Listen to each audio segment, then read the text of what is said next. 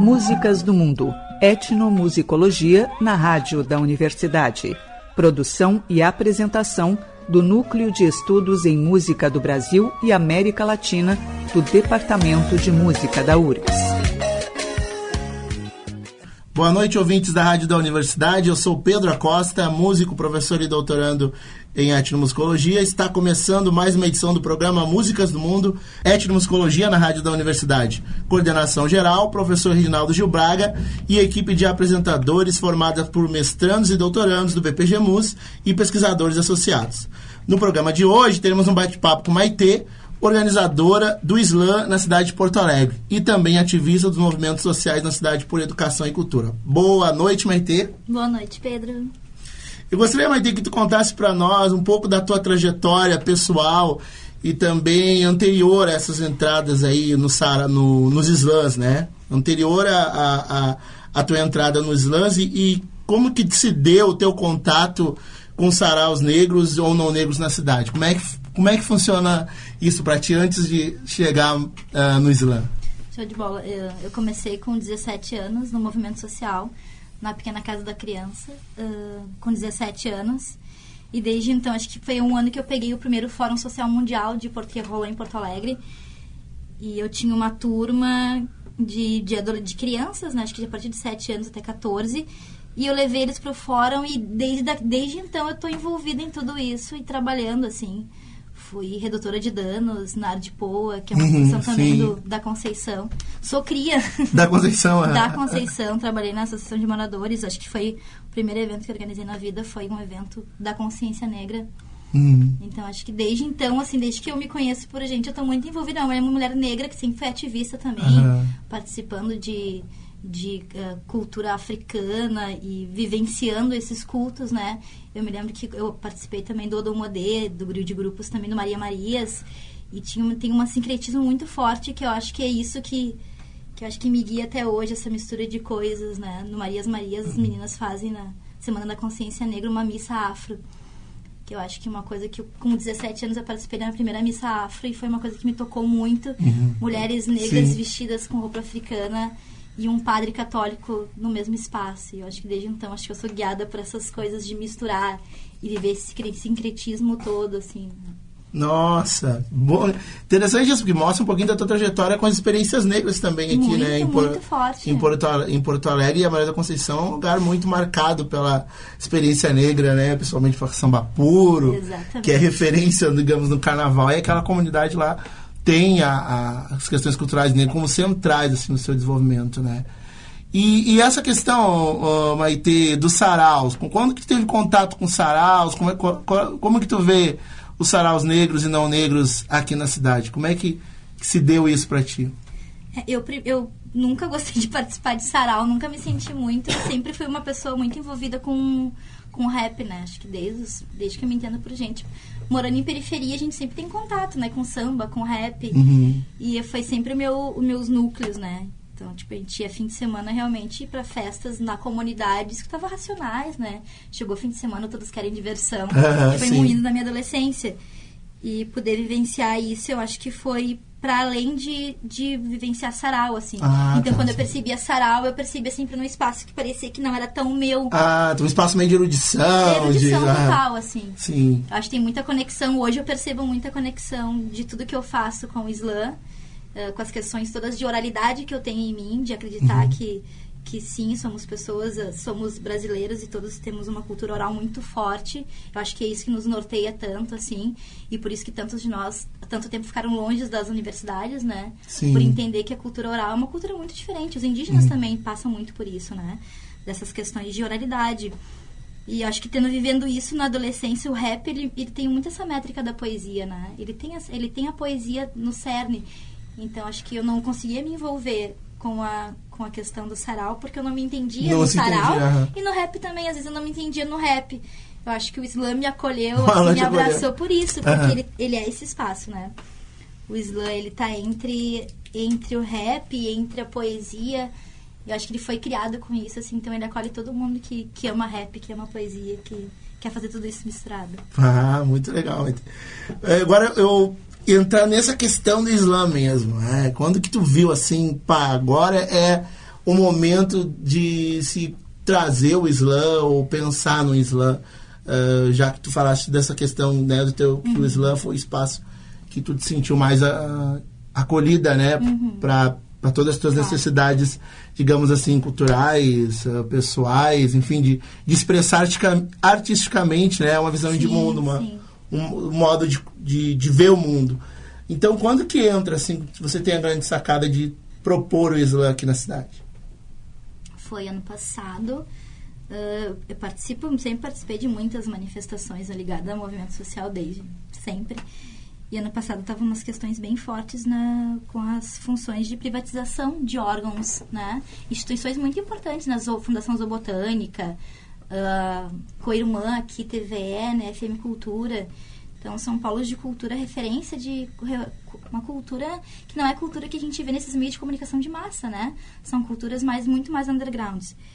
E eu acho que tudo isso...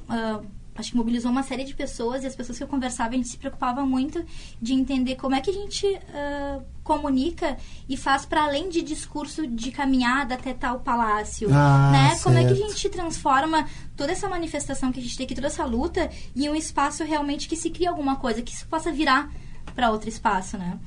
E alguém me mostrou algum vídeo na internet do Islã. Eu tinha assistido uns 2 anos atrás, fazendo uma pesquisa de outra coisa também, alguns Islã, que eu agora sei que são Islâmers, pessoas recitando em ritmo de Islã na internet, mas até então não fazia ideia.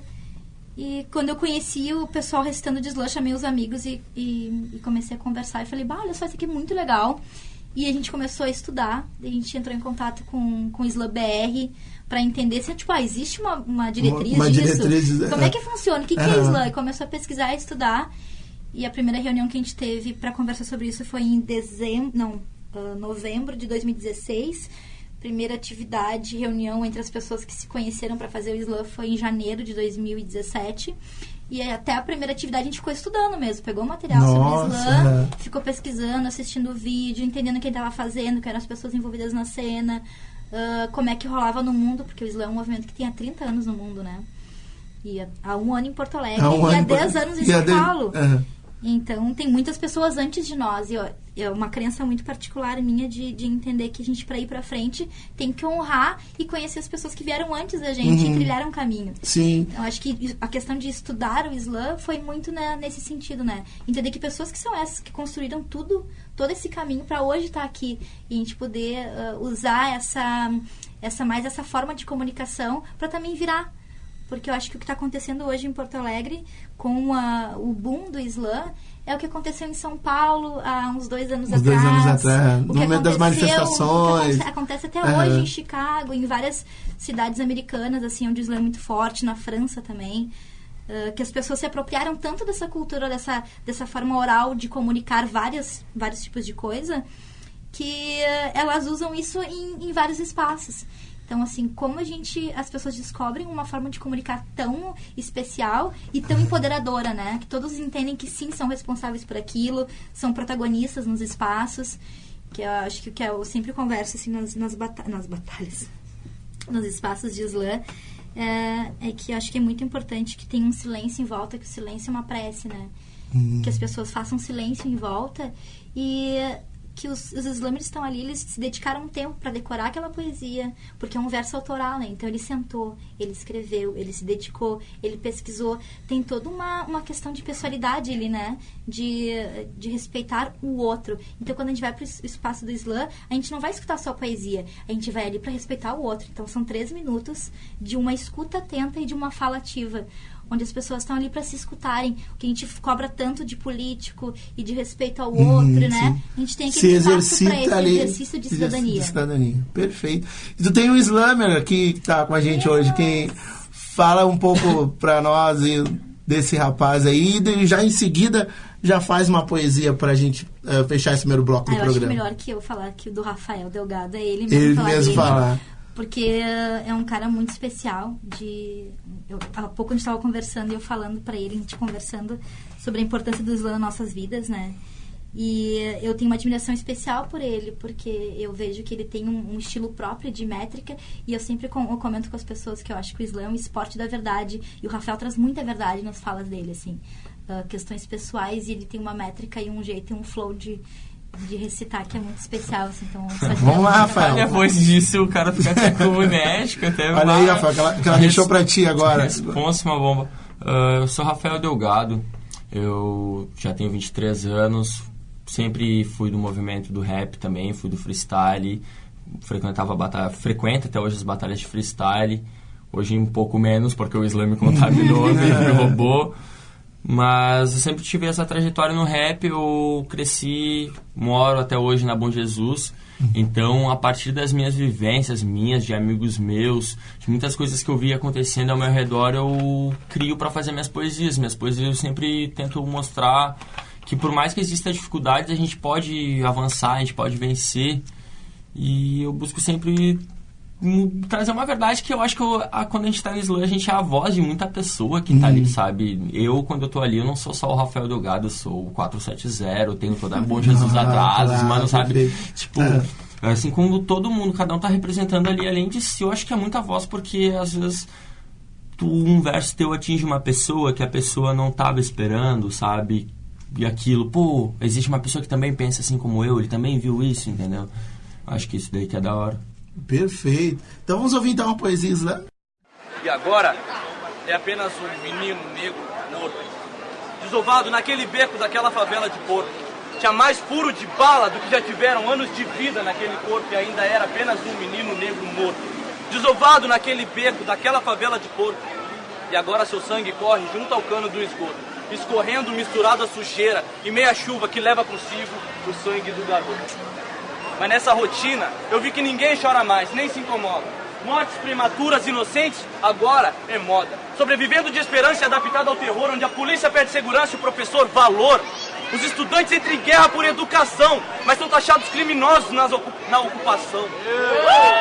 A mãe solteira sobe um morro com o coração na mão, na incerteza de que seus filhos em segurança estarão. Não tem mais paz, o medo deixou as pessoas mudas e fez acreditar em situações absurdas. Mas eu só quero é ser feliz e andar tranquilamente na favela onde eu nasci. Andar tranquilamente? Nem se pode mais ali. Eu não aguento mais chorar, não consigo mais sorrir. Só fé em algo maior é o que me faz resistir. É ver a mídia se comover com a morte da filha do patrão. A mesma mídia que não falou nada da morte do filho do peão, que agora é apenas um menino negro morto, desovado em qualquer beco, de qualquer favela, e acusado de ser o suspeito dos crimes de qualquer um, julgado, executado e contabilizado nas contas de nenhum. Porto, sempre em temporada de caça. Notícia que lá no gueto chegou como uma ameaça. Quantas famílias pretas, grande parte da massa, simplesmente destruídas, dizimadas de graça. Quanto lápis já virou pistola, quanto caderno agora é 38. Quantos abandonaram as salas de aula porque superlotaram as celas da prisão. É que nas armadilhas desse mar de rosas esquecemos que as rosas também têm espinho. E entre ver o sol nascer quadrado ou menos 7 vamos conseguir seguir um bom caminho. Mas se um preto corre, pega, assaltante. Se um preto tá parado, traficante. E nessas ruas em que eu sou suspeito dos olhos que carregam preconceito que já se espalhou por toda a sociedade, que se aconchegou nessa situação. E o penhor dessa igualdade, isso vale menos que a depravação. Menino preto do gueto, menino eu sou, menino preto do gueto eu sou, menino preto do gueto eu sou. Eu sou Pedro Acosta, músico, professor e doutorando em etnomusicologia. Este é mais uma edição do programa Músicas do Mundo, etnomusicologia na rádio da universidade. Continuamos o nosso bate-papo aqui com Maitê, organizadora do Slam, Slam Peleia, né? Maitê, eu gostaria que tu nos contasse um pouco, nesse segundo bloco, das regras para participar do Slam. Quais são as regras internas do Slam? Eu vou fazer só uma observação, que eu sou uma das organizadoras. Uma das organizadoras, perfeito. O Slam Peleia, temos outras pessoas, né? O Slam Peleia é o precursor dos slams no Rio Grande do Sul. Mas tem a Marina, tem a Giane, tem o Pedro, que fomentou junto conosco, a Chay, que é uma ativista ferrenha, o Douglas. Então, são várias pessoas que compõem essa banca, assim, do Slam Peleia. Do Slam Peleia. Assim, que ele foi o primeiro Slam, né? Foi com regras, e que tem contato com o Slam BR, sim. Hoje em dia o Slam BR é o nacional. O nacional. O Slam Peleia funciona e ajuda numa curadoria também com o Slam BR, né? De conteúdos daqui, de coisas que acontecem e vão pra lá. Então é um contato direto. E também faço parte do coletivo que é do Slam Chamego, que é o primeiro Slam temático do Rio Grande do Sul. Então já em São Paulo tem um Slam temático que fala só a temática de amor, e que também tem o Chamego, que é um coletivo também de várias pessoas que fomentaram esse slam, mas é um slam que só fala de amor, só poemas de amor. Nossa, muito fantástico, lindo também. né? E sobre as regras, o slam tem regras bem específicas, né? Tu tem que levar no mínimo 3 poemas autoral quando tu vai pro slam. Eles têm que ser explicitamente autorais. E tem que ter 3 minutos no máximo. Passando dos 3 minutos a cada 10 segundos é meio ponto. 0,5 pontos. Então, quando o slammer passa dos 3 minutos, a pessoa que está contabilizando o tempo levanta os braços e todo mundo levanta em volta, para o slammer se ligar que ele estava começando a perder ponto. Nossa. Isso no Brasil todo? Isso no Brasil todo? No mundo inteiro. No mundo inteiro. E não pode usar adereço. Esses são os 3 principais. Poema autoral, sem uso de adereço. Sem uso de adereço quer dizer... Adereço não pode usar nariz de palhaço, não pode usar chapéu, não pode pegar alguma coisa tua e usar daquilo pra fazer a performance. Usar um instrumento, nada, puxar um chocalho, por exemplo. Perfeito. O máximo que é permitido é, por exemplo, o celular para auxílio da leitura, entendeu? É a única coisa que é permitida. Mas não pode atender uma ligação, tipo, fazer que tu atendendo uma ligação. Ou usar teu celular como uma arma, sabe? Não... Certo. Então, o teu corpo é o teu instrumento ali. Então, tudo que tu for fazer... O corpo e a voz, né? Performance, corpo e voz. É uma performance mesmo. Então, até tem uma que a gente estava comentando, que é uma performance de São Paulo, que a Roberta uma vez elucidou pra nós, que é de um slammer que ele usa os 3 minutos dele. Ele fica 2 minutos e meio parado, andando, numa performance mesmo artística, e as pessoas se obrigam a ficar naquele silêncio, que é um pouco constrangedor, né? E depois, nos 30 segundos finais, ele recita alguma coisa. Então, ele usa daquele espaço, porque para performatizar também. A performance durante aqueles 3 minutos, são 3 minutos dele. O que ele quiser fazer, estando nas regras, é permitido. É permitido. E tem slams de outros formatos também. Por favor. Tem slams de 10 segundos, tem slam... que é o menor slam do mundo, que é de 10 segundos, tem slam de 1 segundo, de 13 segundos, tem... Aqui em Porto Alegre tem o slam do Trago, que é de 30 segundos, poesias de até 30 segundos, então tem diversos formatos. Diversos formatos. Mas o oficial é esse de 3 minutos. Esse de 3 minutos. É o máximo, digamos assim. Sim, é o máximo. Limite. Nossa. Observando assim os vídeos, Maite, eu queria agora entrar e agora queria que também, né, o Slam ajudasse a gente a entender um pouco, que do ponto de vista sônico, assim, o Slam, mesmo não sendo permitido, digamos, cantar, é possível ver em algumas performances, assim, trechos musicais, assim, né? Versos, algumas inserções que alguns slammers fazem, assim, pelo menos observando em alguns vídeos na internet, inclusive nos locais aqui. Antes e pós a performance do slam, e também durante. Eu queria conversar contigo de como que tu vê se essa regra da matriz do slam e os limites que isso impõe ao poeta, e se tu vê a necessidade dessa manutenção. Vocês veem a necessidade de continuar, digamos assim, com esse legado, ou outros espaços de slam vai quebrando um pouco essas regras? Como que vocês percebem isso? Assim? A utilização da música? Não, a utilização das regras que são estabelecidas por slam de uma maneira geral, né? Vocês veem, sentem a necessidade... não sentem, por exemplo, que essas regras possibilitam um certo fechamento na performance do slam? Como que vocês veem isso? Ou vocês realmente... Vocês devem ter opiniões diferentes. Eu queria que vocês me ajudassem. Eu vou falar só, eu tenho uma percepção que eu gosto muito das regras. E gosto muito deste formato. E eu acho muito mais legal porque o slam, ele abre espaço para desdobramentos. Então ele não cria uma regra que as pessoas não possam criar suas próprias regras. Então, tipo, se tu quiser criar um slam com outro formato, ok. Perfeito, só certo. Só que tem que ser combinados, Tem que ser combinado. São combinados, assim, tipo, existe sempre uma grande reunião de slam nacional. Uma vez por ano, os slams do Brasil se encontram e se reúnem, discutem e revalidam algumas regras. As regras básicas sempre se mantêm as mesmas, mas algumas regras são rediscutidas, porque é uma ideia que é muito forte do slam, que eu acho que é uma coisa que apaixona quando a gente começa a estudar o slam, o movimento Poetry Slam mundial, é a questão que o Mark Smith, que é o cara que criou o slam, tem, que é o slam é um instrumento para que as comunidades se entrelacem entre elas e percebam suas potencialidades. Então, assim, se nós aqui entre nós a gente começa a perceber que é importante, talvez, que tenham 4 minutos, ok, o nosso slam vai ter 4 minutos. Perfeito. Talvez ele não participe, a gente tem que conversar com a pessoa que organiza um nacional, né? Seja diferente, mas o importante é que ele tenha uma característica para fomentar a cultura na nossa comunidade. Porque esse é o desejo maior do slam, que as pessoas vivam em comunidade, tenham esse espaço de criar, colaborar, se escutarem, né? E se entenderem como potências de transformação no mundo. Então, para além de regra, o slam, acho que a regra é só uma forma de se comunicar e de estar perto. Isso é uma coisa que faz é como se fosse a cola do slam, né? As regrinhas, eu acho que é até uma coisa pra gente conversar. Claro, perfeito. Sobre isso, eu tinha que falar uma parada, porque é minha visão como slammer. Na questão da musicalidade ligado ao slammer, porque o slam mostra que tu não precisa cantar, tu não precisa rimar, não precisa ter aquela coisa que nem do rap, a rima A, B, B, tipo, tu tem que seguir aquela métrica. Não, na poesia pode ser simplesmente um desabafo, pode ser uma frase, pode ser um texto, pode ser uma crônica tua que tu fez ali. A poesia, ela pode ser, no slam ela pode ser de diversas formas, pode ser um desabafo, pode ser um freestyle, os manos chegam ali e começam a simplesmente falar sobre o seu dia.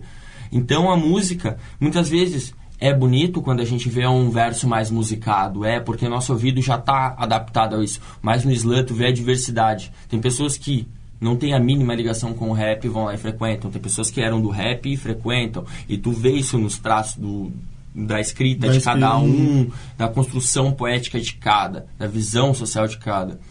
Assim como tu vê muitas pessoas que não tinham ligação com o rap, quando vê, elas puxam um bagulho super musicado.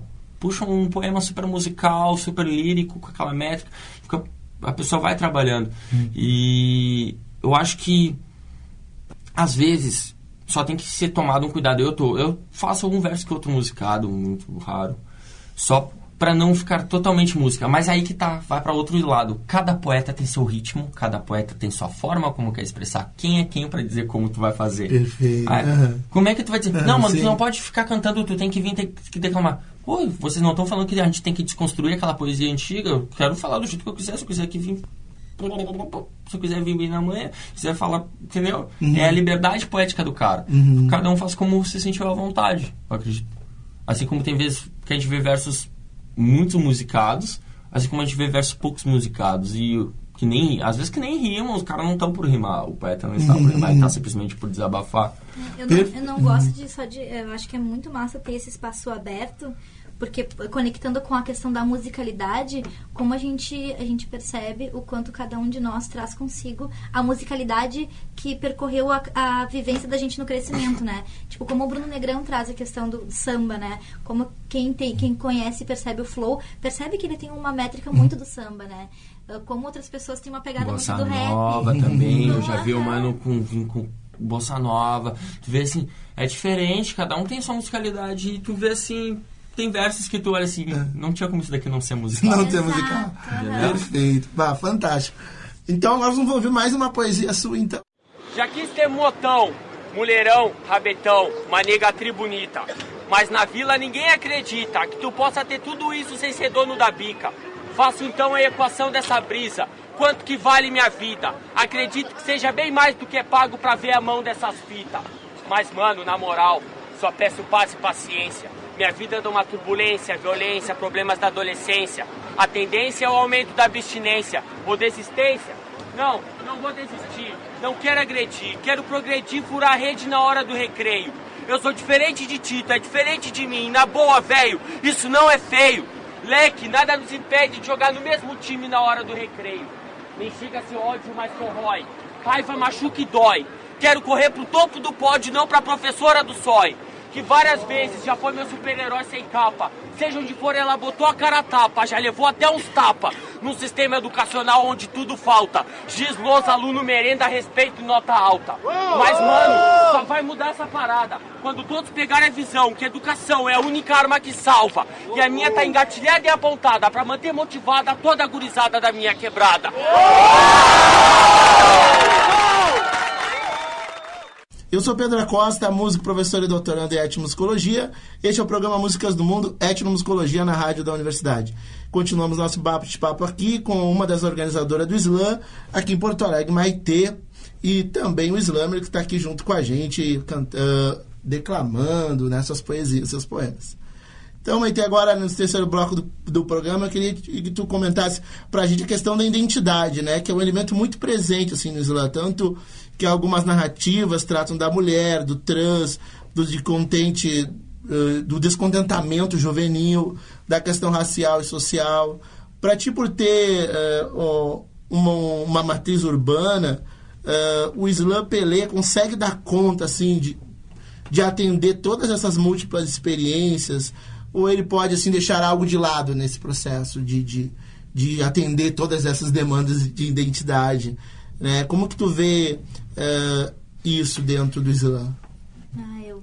É um desejo, sempre um desejo nosso desde o começo, que o Slam Peleia pudesse ser esse espaço para acolher diferentes vertentes, né? Então, assim, por as pessoas, outros componentes, né, do Slam Peleia especificamente. E a gente ser conectado não diretamente a um ritmo, assim, de movimentos sociais, né?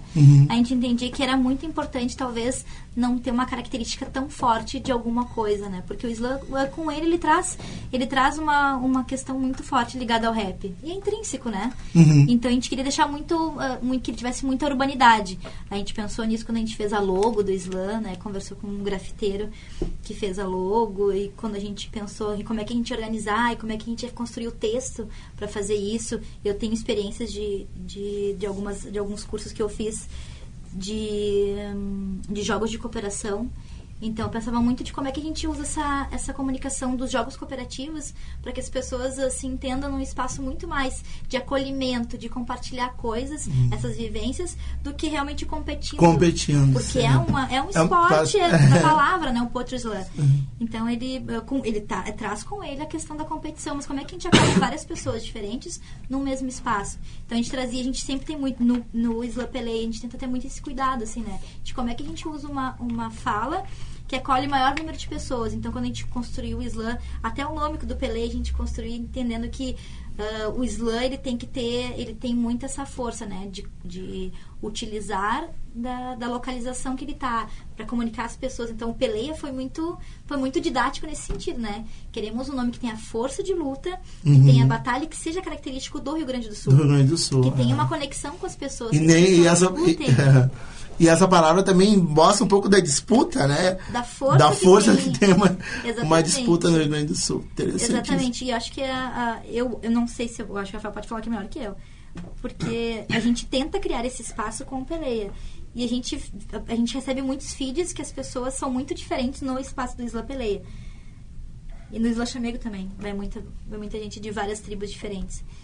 E eu acho que talvez a gente esteja cumprindo a função com isso, né? De trazer várias vozes diferentes, né? A gente não quer... A gente quer que as pessoas tenham aquele espaço para simplesmente... A pluralidade de gênero. Tu chega, por exemplo, numa batalha de hip-hop, de freestyle. Eu nunca vi, nesses meus 10 anos que eu frequento e participo atualmente, atuando mesmo, batalhando há 5, eu nunca vi um mano homossexual batalhando. Daí eu vou num slam, eu ouço a ideia de um mano homossexual, vejo uma irmã homossexual, vejo um mano preto, que ali ele não vai ser diminuído porque ele é preto, porque numa roda de freestyle, se tu chegar preto, os negros te fazer uma gracinha contigo, o público vai rir, entendeu? Tu aprende ali a respeitar, porque tu vê muito tipo de gente, tu vê idoso, tu vê mãe, tu vê filho, tu vê namorado, tu vê cachorro, tu vê gato, tu vê periquito, tu vê tudo. Tu vê o arco-íris inteiro e tu te sente assim, ó, eu não sou tão diferente assim, eu sou diferente e eu posso ser parte de algo, entendeu? Não precisa ser parte de algo que é tudo igual, uniformizado. É um movimento que cada um é diferente, mas ali ao mesmo tempo todo mundo tá com o mesmo objetivo, todo mundo tá com a mesma energia. Eu acredito que tu poder cada vez conhecer mais pessoas, é isso que é, tipo, muda o olhar. Tu conhece uma pessoa, te põe no lugar daquele mano que é aquele negro, por exemplo, tu é um cara branco, tu não precisa ser negro pra lutar contra o racismo. Pode ser branco. Daí tu vê aquela coisa assim, tu vê às vezes um mano branco falando sobre racismo, vê um cara falando sobre agressão a uma namorada, algo contra, falando, pregando a paz. E tu vê assim, tipo, as causas, tu absorve outras causas. Aí acho que isso é o aprendizado que tu troca. Perfeito. Então agora vamos ouvir então nesse terceiro bloco do programa mais uma poesia slam. Simples, direto, reto, nada de espetacular. É o que eu vivo a semana inteira, o único trabalho, fazer rimar. E ainda faço quando tô na correria, tava pensando esses dias. Porra, só tá dando tempo de escrever no ônibus. A sorte é que eu pego 6, todo santo dia. Eu abro atrás, motora. Hoje é na conta do cobrador. Nem legalidade, nem democracia. Muito menos um ditador. A rua foi minha escola, certo era todas ter o nome de algum professor. Mas fica ligeiro que a pista tá salgada, bagulho é mó, esculacha. Até sei que a vida não é uma uva, mas preta.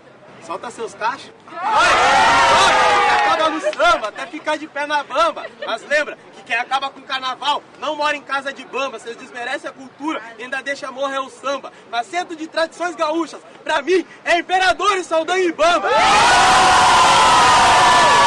Se não chorar o cavaco, quem chora é a comunidade. E eu tô de olho em quem diz que o maior problema do Brasil é a violência. Mas mora no bairro mais seguro da cidade. A miséria, nada disso te incomoda. Só vira problema teu se te aponta uma pistola. Eu vou sair desse país, embarcar uma nova tour. A onda agora é intercâmbio pra Austrália. Ah, logo tu, que se corra de medo se vê um preto passando de canguru. Luxo pra vocês é andar de ônibus na Europa. Tira até foto, vai. Arrasa. Chega aqui, é só Uber. Sabe nem qual ônibus passa na porta de casa. A diferença é um abismo. E ainda põe um cara racista, homofóbico e que incentiva o machismo. Como é que tem coragem de falar que sou eu que defendo bandido? Só porque eu acho que bandido bom não é bandido morto, então deixa eu te explicar. É que me confundem tanto com bandido na rua que eu tenho medo de me matar. Mas nem vou entrar nesse assunto. Quem te volta, não vê nenhuma mudança. A população não é otária. A nossa única esperança não está numa sigla partidária, mas sim nas crianças. Eu sou Pedro Acosta, músico, professor e doutorando em etnomusicologia. Essa é mais uma edição do programa Músicas do Mundo. E nesse último bloco do programa, continuamos nosso bate-papo com a organizadora do Slam aqui em Porto Alegre, Maitê. Uma das organizadoras, né, do Slam aqui em Porto Alegre. Maitê, nesse último bloco, eu gostaria que você falasse um pouco do caráter popular da poesia slam. Porque pelo menos aqui no Brasil, tudo que vem do povo, das ruas, dos espaços não acadêmicos é tratado como popular. Ser popular, mas também o lado ser popular também carrega um pouco do rótulo de ser de menor, né? De ser de menor valor, pelo menos para as elites do país. Como você vê a poesia tratada como popular e o que ela tem a dizer, digamos, aos acadêmicos e à sociedade gaúcha nas batalhas que o Slam promove aqui em Porto Alegre? Que linda pergunta. Eu acho que dá para responder voltando 30 anos atrás, que foi quando o Mark Smith criou o Slam. O Mark Smith criou com um desejo de sair desse espaço acadêmico. Ele e um grupo de amigos saíam do trabalho, eles eram operários de indústrias, e eles saíam do trabalho e iam pro bar de jazz para beber e recitar poesia. E nessas poesias, que eles, tipo um sarau, né, que eles faziam, eles percebiam que para poder todos os operários que estavam naquele espaço recitarem, eles tinham que tirar com aquela cara tão acadêmica que alguns poemas tinham, né? E foi desse jeito que o Slam nasceu. Que as pessoas pudessem recitar o que elas sentiam naquele espaço de trabalhadores, num bar de jazz. E foram criadas regras ali para eles poderem brincar, assim, para virar uma brincadeirinha mesmo de Slam. Sim. Mas muito nesse sentido, assim, de entender como que as pessoas que são de classes operárias se entendem portadoras também de informações muito fortes, muito potentes e realmente que não precisam, que a gente não precisa estar num espaço acadêmico para produzir conteúdo. Para produzir conteúdo. E entender que as pessoas, acho que conversando também assim com o Rafa, a gente estava falando sobre a importância dos slams nesses espaços que a gente tem frequentado para o reconhecimento, né? Como que um menino que está numa escola da periferia se reconhece, né, nas pessoas que estão recitando, né?